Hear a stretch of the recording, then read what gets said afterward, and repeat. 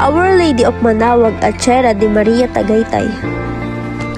Our Lady of Manawag at Sierra de Maria, located in Tagaytay, Philippines, has become a significant spiritual destination for both local and international visitors.